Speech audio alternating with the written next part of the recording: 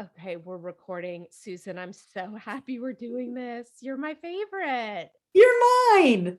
Well, I should have told you I do the intro afterwards. So, listeners, you already know how impressive Susan is. What you don't know is that she's my fun new friend.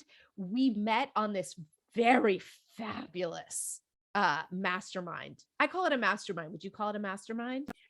I would. It would mastermind retreat. We got Yeah. flown to Tulum, okay?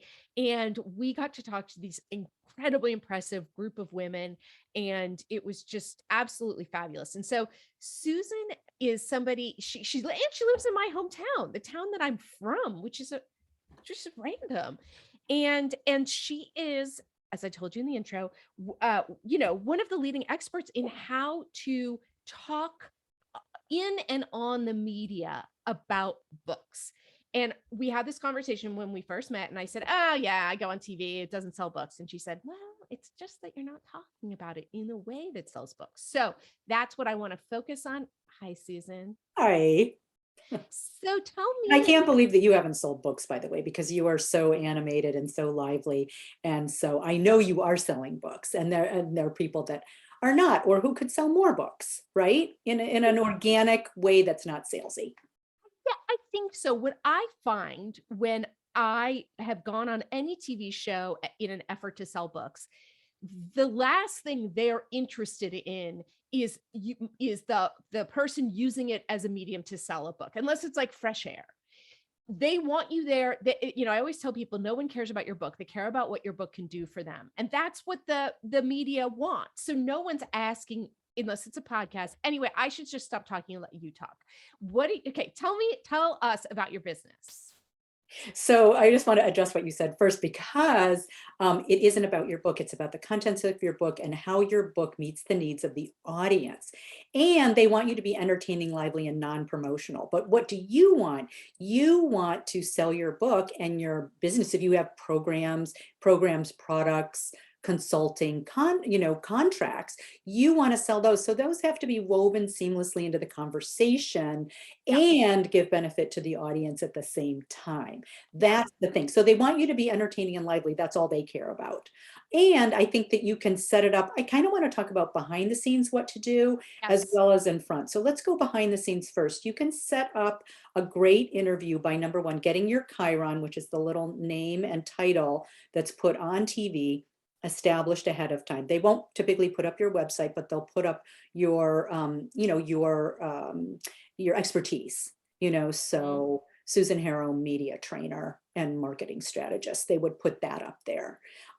Then the other thing behind the scenes that you want to do is you want to give people a reason to go to their website in order to get something of yours, because they don't want people going to your website, so they're not going to promote that. But if you give them like a little download or a media clip of something, whatever that is, whether it's a meditation, whether it's a special report, a little something that they can put on their website, and you give a tease of it. So you don't put the whole thing on their website. It's like you can get tips, you can get 5 tips here, and they will promote that. So then people go to their website, and then in order to download the whole thing, they go from their website to your website. And on TV shows, they're not going to do that with the Today Show or whatever, or will they? On a Well, huge TV show? sometimes they will. Yes, sometimes they will, because if they say, we've only covered 5 tips today, Anna has way more, she's got 20, and we've got them on our website, because they want people going to their website. That's Yeah, amazing. I've yeah. never, hundreds of TV appearances, it's never occurred to me to do that. Yeah. So, yeah, okay, so fascinating. So they don't care if you use their highly trafficked website as a sort of lead magnet. Um, that's fantastic. Okay, more. Tell Okay, more. so that's behind the scenes. So your Chiron, your bio, your special report. Yes. I have a question about Chiron. One thing that I learned kind of the hard way is that they do a few. So when I was the editor of a recovery website, it would say like editor in chief, this recovery website. Then the next Chiron, suddenly my next clip, it's going like former drug addict or whatever. So you have to know that they're going to be switching them. Do they always switch them? Sometimes you don't have any control of that. But if you give them a juicy one, like if they, instead of former drug addict, you could have written former party girl, author of. So if you gave them that, for former, hot party girl, you give them something juicy, they can use that. But if you just leave it up to them, you're not controlling your bio or your Chiron. So the key is to do as much work for them as possible, but it's got to be juicy. It's got to be juicier than former drug addict. Do you give them 2 or 3 chirons? That's a great question. I'd rather that they didn't have a choice, but it also depends on the angle of the program. So if the angle of the program is about drug recovery, it's got a more tightly link to that. So just by saying author of this, it's not as good as recovering drug addict, right? If that's because that's like people are going to go, well, gosh, he doesn't look like a drug addict, so that's hot. Right, Yeah, yeah, yeah. right. Recovering party girl is That's just nicer, always right? gotta be promoting. And of course, not everybody has a book title that could fit into a chiron, but if you do, that's a Right. really great tip. Yeah. Okay, what else can you do behind the scenes? So behind the scenes, you also want to get the JPEG of your book or any kind of B-roll. B-roll is background footage. That could be video, photos, those kinds of things. So you always want to give that to them so they can pop up the cover of your book. So you want to give that to them ahead of time. So it's natural when then they're talking about the book or afterwards, they just pop up a cover and do that. And they will do that for you. So you want to plan that. The other thing you want to plan is any kind of props, anything that will further the conversation, because TV is so fast. You want to have something that can explain what you're going to say, like in less words than you can use by a visual. So for example, one of my clients wrote a book on peak performance and she was talking about different parts of the brain. So we had like a dummy of a brain on there so she could point to the like neocortex. This is what happens. This is where you do peak performance, versus blabbering on in a scientific way to say, look, when you tap into this one, I'm in my, and this is how she promotes her business too. When I have people in my office before they go out to golf, I'm hooking up the electrodes to this part of their brain to measure how they do how they're visualizing for peak performance. So Wow. she's already got in, we're already talking about her business. Oh, I can hire her and go to her office for peak performance for my golfing, because that was one of her niches, right? Like professional golfers. So you mention the kind of people that you want to work with in the context that is entertaining and educational, that shows that also moves the conversation forward. Then she doesn't have to go into all that scientific stuff, what it looked like, blah, blah, blah, really super quick. And then it's like, well, how does that work? And then like the next question would be, and what's the next step for the person? And then she would talk about the results. Once they tap into this part of the brain, they only need to practice 5 hours instead of 10 hours, and their golf game improves by this number of points. So you get in the whole story really quickly in terms of peak performance. And, obviously COVID has changed a lot because a lot of these interviews are now happening in the home. It's a lot easier to have a prop like that at home. Is that something that before the pandemic, when they were all in studio, you would have people bring things? Oh, absolutely. I had Debbie Ford, who worked with Deepak Chopra. Sadly, she passed away, but she had a number of New York Times bestselling books. I had actually we were talking about, she brought a gigantic beach ball, because it's like she was talking about, and this is what I suggested. I'm like, you got to bring a beach ball. She flew to New York from LA, but to bring this beach ball, deflated, obviously, on the plane. But she brought the beach ball, and she's like, this is the baggage that we're all carrying around with our, for ourselves, that we need to let go in order to progress, spiritually, physically. So she just brought that beach ball onto, right? So you get it. You're like, yeah, could we have had it like a backpack too, like a gigantic backpack filled with stuff? This is what you're all walking around with. Do you want to let it go and have it drop on the floor? So those are the kinds of things that I brainstorm with clients, like what kind of props are in sync and in complete alignment with your business and brand and your book, so you feel like you're in integrity and you're making it fun, lively, entertaining, educational for the audience. Is there anything else behind the scenes that you should be doing? Oh gosh, there's so much. And then we want to talk about front scene, Yeah. behind the scenes. Well, before you get to behind the scenes, you really want to shape that interview by creating the questions.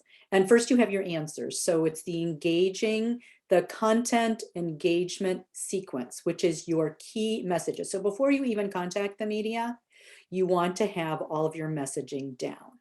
And that means, what are the key points that you want to talk about that relate to a particular topic? So it's not just like the subject is not your book. The subject is what's going on in the culture today, trend wise, hot, what's in the news that you're going to be zooming in. Oh, by the way, with Debbie Ford, what happened was the Elliot Spitzer story broke.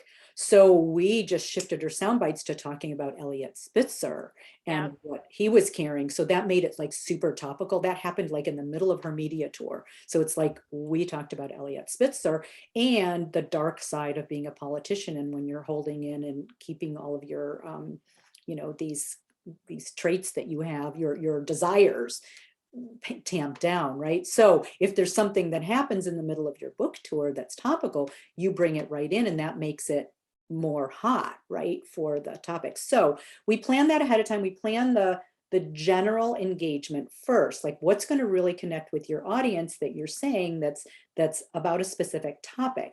Then we back end it and create the questions that are going to lead you into that topic. And we share those with the producer, because that way you control your content. They're super happy because you've done their job for them. And you're super happy because you've got the order of the content, how you want to lead into it and shape it. And I really think about that. Like, what's the whole story that you want to tell? From beginning to end. Does it always go exactly in that order? And no, but you're trying to keep as much control as possible. So the more work you do for the producer and yourself in that content, the better it is for both of you. And then you got to time it down, and because typically you have 2 or 4 minutes, right? And so if they're a more talky host, you have less time. You might have 1.5 minutes. So you've got to really have your content. It's like taking War and Peace and turning it into haiku. It's a whole different language. Now question, because a lot of, I would say almost all the TV I've done, they gave me the questions, and sometimes they do pre-interviews and sometimes they don't. I think what used to happen is they would send me the questions and then I would write out my answers and send them back.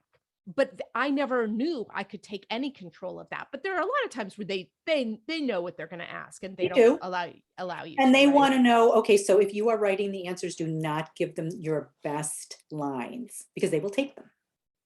And put them in the question, you mean? No, they will put them in the answer. So they might, or the question. So they might say, if you had some really great, so like one of my clients, one of her best lines was, astrology is a guide, not a god.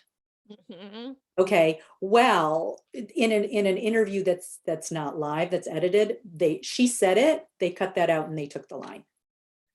Okay, so So it's edited. you can't even say it? If it's edited, if it's live Uh, TV, you can, but if it's an okay, edited whatever. interview, don't put it in because they'll take it, or they'll say, Anna, you say that to not be a party girl, you have to do these 3 steps, 1, 2, 3, and they've just taken Yeah. your your content. And so how many I mean, I know it's very hard to tell, but what's a crazy success that you've seen in terms of book sales? I hear fresh air is really the thing. And there's no way of saying, "Oh, this person went on this show and it sold 1,000 books," because they don't tell us that stuff. But what are some of the most successful things you've seen with clients? Yeah, so a lot of my clients have been on Fresh Air and Marketplace and Bloomberg and all of those kinds of things. It's really interesting. I think the most, this was a long time ago when I was a publicist first, before I started doing media training, but one of the most successful campaigns was with Larry Maggot and the Little PC book. And I booked him on a Christian radio show. And the reason why that was so, and his book went to be a bestseller. And this is a strategy that you can use, because today's strategy, they're influencers. So that Christian radio station was an influencer, and that person said, I love this book, go buy it. So all of his people did. So there's a real difference between being on major TV and being with an influencer, because an influencer is a kind of person who's going to promote your book and say to their followers, of course, Oprah does this all the time, I love this book. So people run out and do it. So when you have influencers versus TV people, TV hosts, and they love your book, that's a way to skyrocket it. But the other way is, so I did media train, a publisher hired me to media train one of their New York Times bestselling authors. He was already a New York Times bestseller, but he was kind of a rambler. And so they said, can you media train him? And he had been already on Terry Gross once, and she kept saying, he told me this, she kept saying, can you condense your answer? Can we do another take? You don't want that. Like, his book was really important. So he was going to be on there anyway, but they don't want to have to do all that editing. So my goal was to have him on Terry Gross and not have her say once, can we do another take, or can you condense that? And that absolutely happened. Did his book become a bestseller? Yes. He was on Terry Gross. He was on other TV shows too. And again, his topic was super topical. I can't tell you what it is because you would know who he is, but it was really important to get his messaging down really tight. And also I did that same thing that could be used for he made a lot of money as a speaker. And so we used all of that kind of training in his speaking as well to get him to the next level in speaking, to make his speaking more powerful, because really getting those key messages down super tight makes it available to more people to understand the issues or the content, to want to buy the book, and to want to be, if it's a movement, or if it's a cause, or philanthropic, or just something that you feel is important that you've written about, to get more people involved and into it. And just one, I know, the other thing I wanted to address, because you said, when you do get questions that are already pre-done, you can tweak them. Oh. Yeah, so you don't have to just obey what they do. You can say, I love these questions, I'm going to answer them, and here are some other questions that I might ask myself. Or you propose an alternative that would be more interesting, and you make them sound smart by saying something about you, maybe that you didn't need to say, like like recovery stats, like this many people in recovery relapse. So these 3 things are important to shorten the relapse cycle, or to shorten the recidivism of that. So you can give them, if you don't, it's not that sexy to say stats, except for you want to say stats in terms of an entire context. Like, you want to really give people, when you do stats, you could give them some of the stats and connect the rest. So you want to put meaning to the stats. So my sweetie, the other day when we were talking, and I don't know if you'll need to edit this because it's too political, but we were hearing on the news, it took Trump 100 and something minutes to react. Well, he's like, why are they talking in minutes? Why don't they say more than an hour and a half? So creating that context that makes it understandable for people. We don't know what 100 minutes is, but we know an hour and a half seems like a long time. And, and they were saying, and in the meantime, his daughter was rushing in, Fox News was calling in every 15 minutes. So wait, does that make sense to you? 112 minutes sounds longer or shorter than more than an hour? Longer. No, it's an hour and a half, longer than an hour and a half, because an hour and a half is 90 minutes. Oh, true. So people are not used to thinking in minutes. How many minutes is 112 minutes? I don't know. Yeah. You're You just not heard me thinking, stir it up. Yeah. right? That's 120 minutes is 2 hours, right? So you're trying to put it in the context. So by saying longer than an hour and a half, and then putting in the context, and his daughter was running in, Ivanka was running in and saying, hey, we need to do something about it. Fox News was calling and saying, hey, you need to act now. You're creating the time expanse, and putting it like within this hour and a half, this was happening every 15 minutes or whatever it was. Does that make sense? Yes, absolutely. So statistics should have context, or numbers should have Thank you. Yeah. Thank you for putting that into a simple soundbite. Yes. So what, okay. we talked behind the scenes. What about when you get the cameras going? And obviously, it is different for live and taped. So let's talk live first. What are your top 3 tips? Open with a huge sizzle. So say something just like, bah, wow, that's just going to wow them, and make sure that nobody changes the channel. So that's your headline. So start with some dramatic headline. Mm, Yeah, okay. and then follow it up. So even after they introduce you, it could even be before the first question. Sometimes this is rude, you have to gauge it, but if they say, welcome, we're here today to talk about being a party girl, Yeah. you could say, you can say something like, even though I'm a former party girl, I gave up trying to be a party girl 5 times. This is how hard it is to stay sober in LA. Interesting. So, okay, because, or you could be even crazier and just be like, yeah, hi, I was like a drug addict who chased down my dealer once downtown. Anyway, too much, too much. Not relevant to the viewer. Well, I would put it in the context of other people who, Mm, and this, you might think that this is an uncommon phenomenon, but it's not. yes. Okay. You I know, like for it. because when you get addicted, that's the only thing you think about. Yep. Yep. You Okay. know, So so you make it put it about in the other bigger context. people. Yeah, yeah, because that it's not just about you. Yeah. So, okay. Number 1 tip, open with a bang. Number 2 tip. Number two is, so I would really say that you want to have your tips down, Mhm. especially for TV. 3 to 5, 5 is max. 3, sometimes you can cover. And then also, that's another thing that you can give them ahead of time, because if you can give them the B-roll to have those tips up there and you have 5, they're going to roll through those 5. Mhm. So you're going to get Mhm. more airtime, but you need to be Mm. able to move through those 5 really quickly. So if you Mhm. can't, you need to put up the number that you can, but you can get the airtime. They're not going to cut your airtime short if they say Anna David has 5 tips for staying sober, no matter how hard of a partier you are. Mhm. Um, yeah. And so when you say have your tips down, you don't mean memorize word for word, or do you? Yes and no. You want to plan, prepare, and practice so you can be free to be spontaneous. Mhm. So you want to have those you want to have practice them in role play, Mhm. because it's really hard to have that back and forth super fast, and you want to be able to be used to it in a context. So no, I don't want you to memorize it, but I want you to have the same content that you can say in a little bit different ways, because if you're on a lot of different shows, you have to vary it. So you can Yeah. bring in something that's happening in the culture today, something that happened to you on the way to the studio. You've got to make it fresh. You can have the same tip, but make it fresh each time. That's what I would say.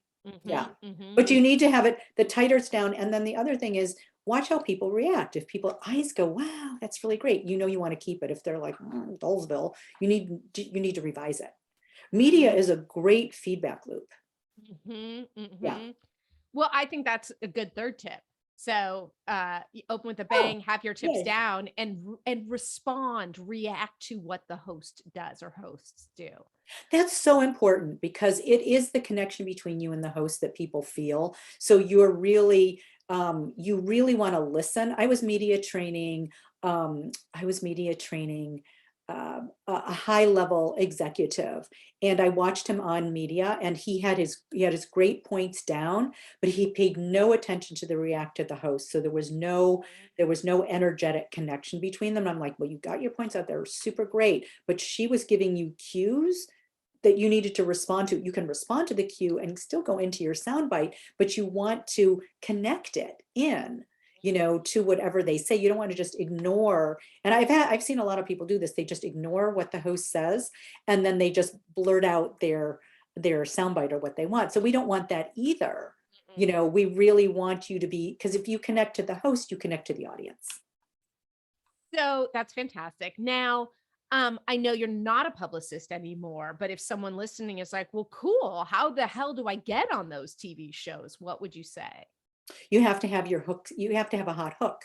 You have to Mhm. have something that ties into the culture, or something in today that is really, that really is interesting, and that is super tight. So, one of the three, so these are formats that you can use. So, the 3 tips too, Mhm. right? Something, but it has to be the 3 things you don't know, the about thus and such, so the 3 tips you don't, I mean, something that's current right now, like the 3 tips, we need to be prepared for to have an upturned an election that's in chaos, Mhm. right? Mhm. So think about it in terms of what's going on in the culture today. If you have some kind of, even if you're like a psychologist with a mindset, Mhm. mindset tips or whatever, you can connect that in. So you want to have a hot hook, which is something super relevant, super quick to understand. So numbers, um, things that are dangerous, Mm. because people respond more to danger than positive. So Mhm. anything that you're preventing versus giving, and then you can flip it when you do your pitch. It's how you solve that problem. Mhm. So think in terms like that, like Mhm. danger, um, great tips, things that people don't know that Mhm. that you can Mhm. share, misconceptions. Yeah, I mean, I would say when I did GMA for my book on writing, we pitched it as here are some writing tips for getting through the pandemic. The host had not, here's how writing about your feelings can help ease your anxiety. That was not Brilliant. in my book. The No, host had not read my book, and it you don't. was the best publicity for my book, even though Because it wasn't you in did there. 2 things. You tied into the pandemic, which is, and you tied into the zeitgeist of what's happening today, which is people are stressed and anxious. And Yeah. most people, suddenly people are reading poetry now, which I love, during the pandemic, So that was just an emphasis on why people should write and Yes, exactly, the underlying. my making my point. Yeah, so that was brilliant because it tied into like what's going on in the zeitgeist and a problem that people and a solution that people are not used to doing, Yeah. So Okay, but so they're like, "Great, I make my tips, I'm in the zeitgeist." Should they just blindly pitch? Should they email? Should they call? Do they need a publicist? that is the $1,000,000 question. Do you need a publicist? You need a publicist if you don't know how to pitch and you don't know how to then, because there's the pitch, there's the 3 aspects. There's the creating the messaging, right? So you have to have the messaging down. Actually, there's another piece to that. So you have to have the messaging down. You need to have your system set up behind the scenes before you pitch, which means that you need to take people on a journey from fee to free somewhere. So maybe an excerpt of your book, maybe they're not ready to buy your book or engage with you. So you have to have that sequence down because you're driving people to your website or to a phone call. You need to have that sales system set up. And then the last thing is that you need to be able to particularly for TV, it's not usually, I don't know if you've had this experience, but oftentimes it's a back and forth process. It's like, it's not just, it's shaping the show together. Mhm. So that's where a lot of the work comes in, is sometimes they're talking to the publicist, they're talking to you. I'm often working behind the scenes with the publicist and with the person to shape the show and to Mhm. say, that's when we say, what about this? Or what about this angle? Let's tweak the angle a little bit. I think this would be more relevant to your audience. What do you think of this? That's when we can sort of pitch and shape the idea. And then we Mhm. shape the show when the B-roll's coming in, when we're going to use the props, who's, the questions and all of that. And so you need to be able to be fluid in that conversation. Mhm. So there's Mhm. the email pitch. It's usually by email. You're not calling. It's email today. So it's got to be super short. And so it's the headline, which is the hot hook. And then you've got to have the pitch down, which makes it totally relevant to them. And then when they pick up the phone to call you, you've got to be fluid in that. So I think it's really hard for most people. And then you've got to track it all. Yeah.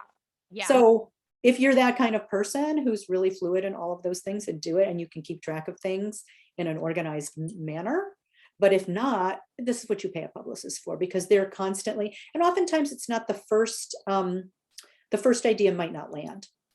It might just need to Mhm. be tweaked a little bit, or it might be the wrong time. So it's the consistency of pitching as well. Mhm.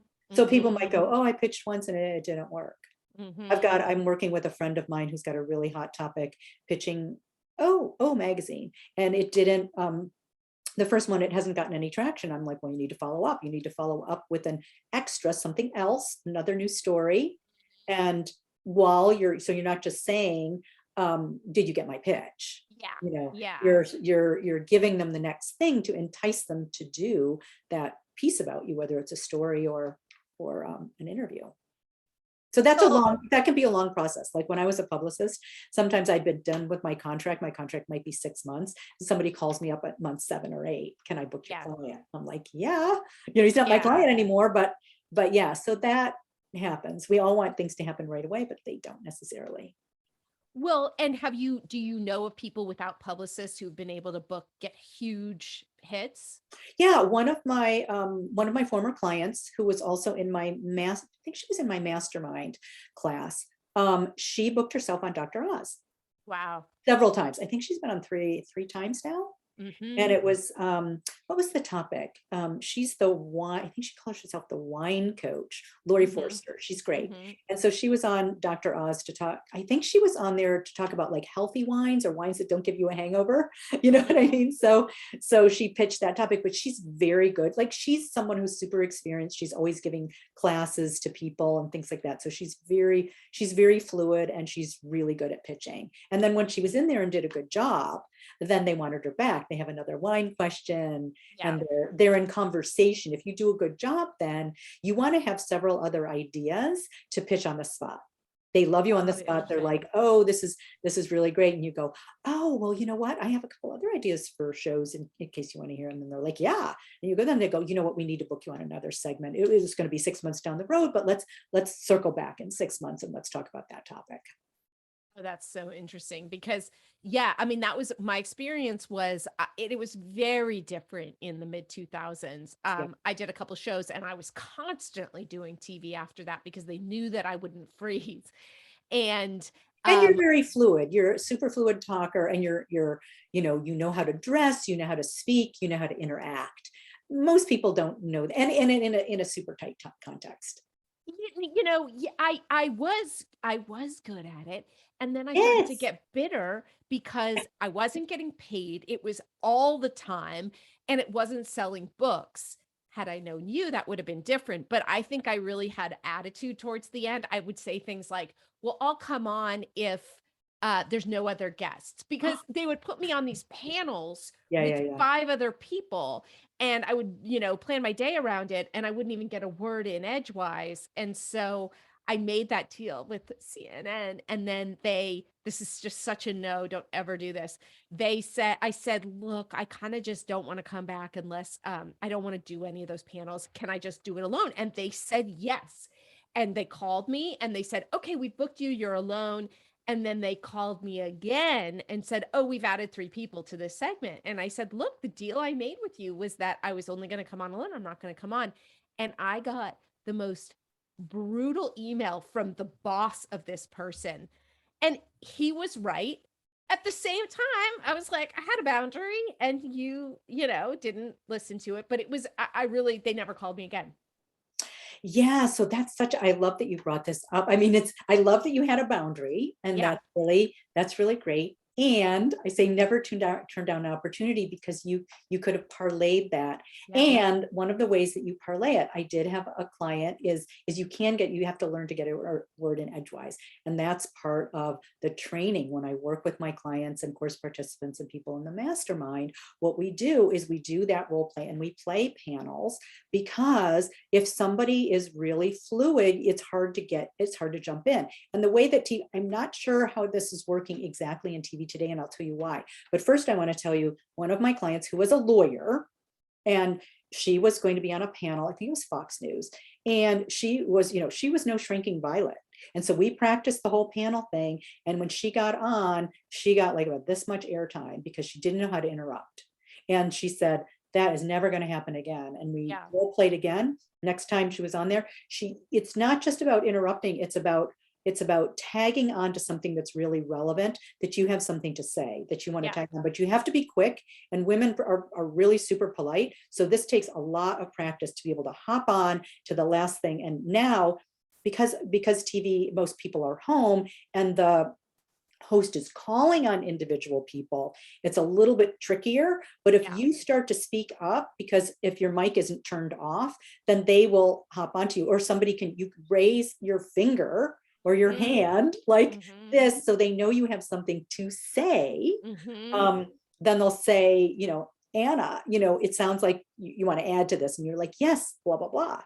So That's so so great. there are ways, the finger, the hand, or actually just speaking and saying and complimenting or saying something relevant about that person, like, oh my God, that's such an important point because, and then you add on whatever you want. So you're not really, you're interrupting the person really, but you're still engaging in a conversation, I guess. That's the way I say it. So what happens if you freeze? Yeah, so that happens a lot. So freak out and freeze. So the first thing to know is that if you don't have your points ingrained, cortisol blocks your short-term memory. So that is one reason why you should practice. So when you do freeze, you still have literally chemical access to that part of your brain. The first thing to do is to relax your shoulders and breathe and feel your feet on the floor. This really just takes about a second. And so, because you can't think if you can't breathe. Mm-hmm. And then you want to just take that breath. And if you need to buy some time, you can say, and I only recommend that you saying this once, and it does waste a lot of airtime if you're on TV. That's such a fascinating question. I know. And I have relied on that so much, yes, and it's a waste of time. it's a But it's a waste good, of it time. gives you a second. It gives you 1 second. It Yeah. gives you 1 second to recoup. Yeah. But Yeah. but to breathe, and you want to and relax your tummy, because the key thing is that you want to put yourself in that situation and practice it over and over again so you don't freeze, and to know that if you do freeze, you know that you have a strategy to get out, a physical strategy Yeah. on the spot. And the more that you practice that, the more that you do that role play, the easier it will be. Are you still going to get caught? Yes, maybe. Somebody's going to say something that's like shocking, and sometimes you can even comment on it. Like if they ask you a shocking question, you go, that is a question I'd rather not answer. and Oh, and yes, then you move that's into, what you taught us in Mexico. You say something when you don't want to answer, you yeah, say yeah, something and you don't say yeah, but. and no, and then you move right into that point, because really they don't care. They only care about giving a great show. So if you don't answer the question, they're not going to, unless it's politics, they're not going to, they don't care. They want to have a great show. So if you say something lively and interesting, or do something, even if you go like, oh my God, that question is so hard, Yeah. you've already done something that's lively. Like, Yeah. I can't believe you asked me that question. You know what I mean? And then you would transition. So what about And when you it would comes to, transition with something that's relevant. Like if they said, I'm trying to think of a question that somebody had asked one of my clients that's shocking. But anyway, the point is you want to transition to the information that you want someone to know. Mhm. That's the key, no matter what somebody says, even if they ask you something that's off topic. Now, what about podcasts? Because I think most people Same. listening are like, okay, well, podcasts are way more approachable. What are the rules for talking about your book? What are your suggestions for talking about your book on podcasts? It's all the same exact information. You want to create the questions, create the answers. And then you also want to talk you typically have uh, a conversation ahead of time about how you're going to promote whatever it is. So, you and I didn't talk about that, but you will mention that I have like go to prsecrets.com for the 100-word email so you can be succinct and you can get it there. So we have that. We have that set up ahead of time, and usually they let you promote something, but you want to weave into the conversation something that is relevant that somebody would want. So if you're teasing your book, because we would let them know that there's an excerpt, but you would, let's say if there's 3 points, or 3 points out of 10, you would say, I'm going to share 3 of my 10 points about thus and such. So they know that they have to get your book or your special report to get the other 10. So there's a tease. So you want to tease the content of this. And you can, so that's for points, but you also might want to say, this is such a big topic. I can address one part of it, and the rest I address in, and you say the title of your book. The rest I address in Sell Yourself Without Selling Your Soul, published by HarperCollins, because this is such a big topic. Media training is such a big topic. This is what I would say. The media training is such a big topic. I have a gigantic chapter in there about how to handle any kind of media interview, from the aggressive, the rambler, the interrupter, the nice. And I said, so we just talked about nice way to interrupt. Right. Yeah. Right. So is it better to refer to your book, or if you have a newsletter list, is it better to send them to some sort of a lead magnet where you'll get them on your newsletter list and then you can promote your book to them? Yeah, either way. I mean, if they opt in for an excerpt or for that special report, you can also say you will automatically be enrolled in getting my newsletter, and you can opt out at any time. Yeah. Is that better than saying they should get the book, or does it not matter? I never tell people to get the book. I mean, you can't, you can get an excerpt or you can get the book on, so Yeah. you're teasing the smaller thing. Typically, if people want the book, they know that they can get it on your website. So you would say to the author, where can people buy your book? And then they would give their website and say, the book is here. And I also offer the excerpt, which touches on this point, because you want to get people on your list. And also, authors like yours, the books are going to be on Amazon. So if they buy the book, you're not going to get their name. Yeah. So you want to get their name. So you want to give something. And the other thing is, you can give something that's not in your book. Mm-hmm. So I have something in addition to my book, an extra to my book that you can get. And then they know that they're not even going to get that in their book, so they have to get it from you, and you get them on the list, because it's really important to get them on the list. Oh yeah. Oh yeah. So speaking of that, we have to get close to wrapping up. Let's say people want to get on your list. Like, where do you send people? Let's do a live demonstration. How can people find you if they want to find out more about the work that you do? Maybe they want to work with you. Maybe they want to get your book. Where should they go? They should go to prsecrets.com. So I work one-on-one with authors, and I've worked with a lot of everything from, self-published authors to New York Times bestsellers, to people that you've heard of that are in your living room, to work to make their books household names or bestsellers. And you can also join my mastermind, or just take a course called The Zen of Fame, Your Genius Gone Viral. And there are plenty of things. I have a whole section in my website called Free Goodie. I think it's called Free Goodies. So you can download anything that you like. One of my most popular offerings is for people who want to get a soft start and start with magazines, because print interviewing is a little slower and easier. You still have to have your messaging down, but it's not the pressure cooker that podcasts or, and that is 50 plus editorial calendars. So you can, and we update it. We're just starting to update it for this year, because people don't publish their editorial calendars usually, some of them not until February. So we're just updating that, but you can get last year's, and then you'll be on the list to get new year. Sell that? No, I give it away. Oh, I'm gonna go get that. I give it away. Yeah. So everything's at prsecrets.com. Everything is at prsecrets.com, and the mastermind will be in a group. And so if that's something, if you love being in a group and being with other like-minded people, I would welcome that as well. And Did you have another and I was cutting you off? I was just thinking about, I want to say that in today's world, you really have to be prepared to be on a podcast, a video podcast. Pretty much everybody is. So I know a lot of people are nervous about being on camera. I am too. I still, can't eat anything before I do an interview. I've done hundreds, right? Like it doesn't, and to turn that anxiety into excitement.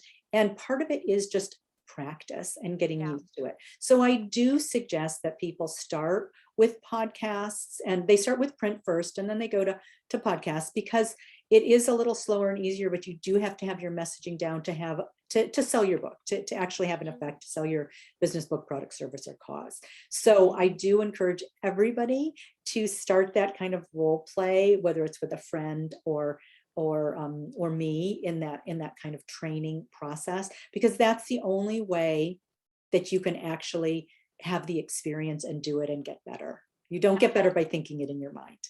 Yep. So Yep. start with the smaller podcast. Do not go to the Today Show if you've never done an interview, right? You can't run a marathon if you haven't walked a mile. So walking the mile is doing easy, friendly podcasts first and working your way up through that. And I know a lot of people don't want to do that. They want to start at the top, but I suggest that you start with something that's friendly and easy and comfortable, at least as comfortable as it can get, and then move your skill level up and move up with the skill level.